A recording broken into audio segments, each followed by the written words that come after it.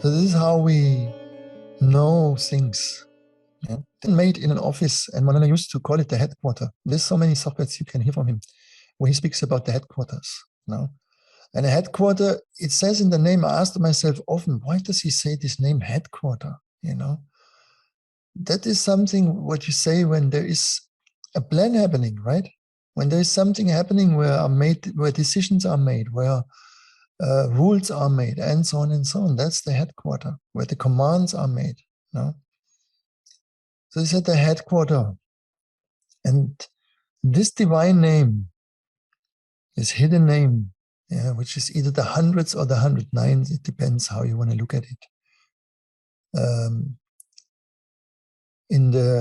When we look at the tesbih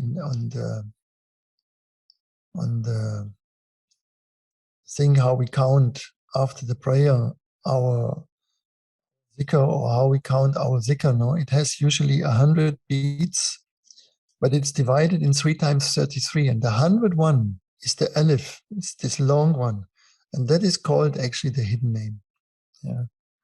So we count this 99, and we count it also this 100.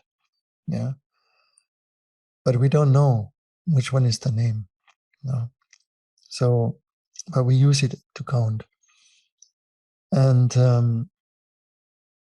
when that name is given, you will be out of the game. Then another thing completely different happens. So as long as you have a plan, this plan brings you back. This wish to have lived a different life, to have lived another life, to achieve more, to experience something more. All this wish is an energy which has to manifest somewhere. Now there is this belief that we manifested in paradise. Yes, it can be. There is paradises. It very depends how much identified you are with these plans, because some plans cannot be fulfilled in another dimension because you don't have the same body. And so things are not the same way experienced.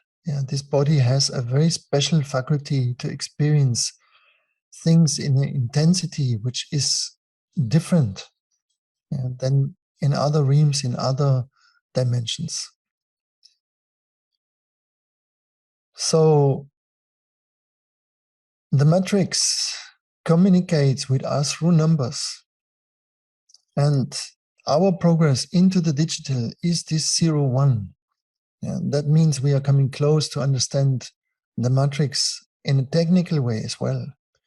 And if you hear the new plans, for example, from Facebook, that they want to do everything, they want to project your whole life into what they call a meta level. That means you live a virtual life, you give yourself a virtual personality, and you meet with that virtual personality other people, and you can describe yourself as you like, and so on and so on. Of course, this is a kind of bankruptcy. That is not what you should do. But understand one thing first. Whatever you experience in your life, you give it yourself. You give it to yourself. So when someone says, for example, I don't like you, for whatever reason, just a person comes and says, I don't like you, I don't trust you, I don't believe in you, then that person offers you something. And when you take it and you integrate it in yourself, then you took it and you took it to yourself. And if you identify with that, your impulse is that you want to make the same offer to that person. And you also say, and I also don't like you. I also don't trust you. And I also don't believe in you. No. And if you don't take that offer, you can say, okay, you don't like me. That's all right. But I send you my blessings. I send you my blessings. Doesn't matter if you don't like me, if you don't love me, if you don't trust me. It's not a problem. Yeah. I send you my blessings. So you can be always in this condition. Right? But just understand that everything that happens, it always has this point where you can make it yours. You can be absorbed by that. And then you become also that what you absorb in time. Yeah. Or you just can stay and see if you want to keep it, if you want to have it or not. Right? And the wise man doesn't take anything. Yeah. But gives. And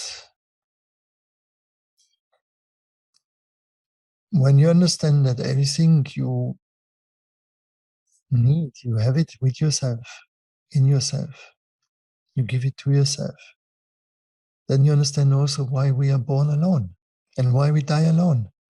Otherwise, it would be a very, very cruel, unimaginable cruel thing that there is somebody, the only person that can give us something to make us to feel love. There is somebody that has to understand us because we cannot understand ourselves.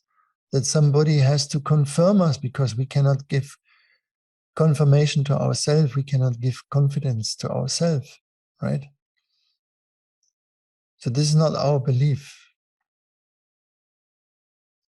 And for this reason, Allah says, you are my Khalifa, you're Khalifatullah.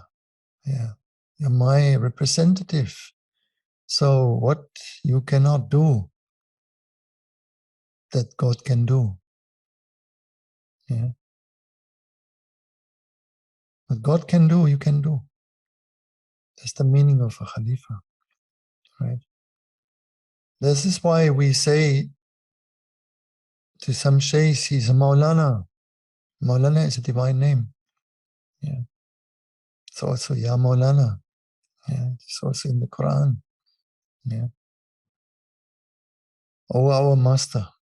It means Allah. It means the divine, but we give it to our masters, and they are Mawlana. Yeah. It's very high rank. Not everyone is Mawlana, right?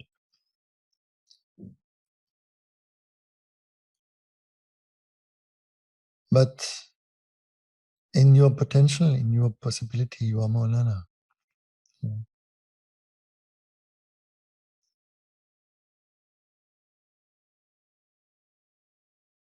So you're not full from your ego. Yeah. This is what the ego wants. The ego says, I exist before everything. No. So the ego creates that image about itself. And the other destroys this image. This is the thing. That's the game. Yeah. So everyone who destroys our image, we should be thankful. Everyone who says, oh, you are like this, like that. No, you should be thankful. Yeah. That person works for you as your mirror. No, shows you, look, that is how you look like in my reflection. Yeah. Then you look, then you look like that. And if you take this offer from the person, then you look exactly like this. You become your enemy. And that's why Jesus, alayhi salam, he said, Isa, love your enemy. Yeah, love your enemy, and you find enlightenment. Right? Don't fight your enemy. Love your enemy. Yeah. That's what the Prophet ﷺ did.